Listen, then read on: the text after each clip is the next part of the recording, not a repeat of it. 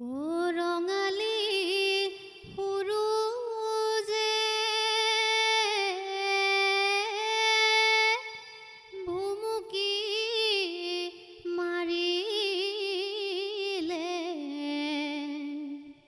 প্ৰকৃতি শুৱনি হ'ল মৰম জান গাভৰু হ'ল আইতা ঘৰতে নাই অ মৰম জান আইতা ঘৰত চোন নাই চুবুৰীৰ শিপিনীয়ে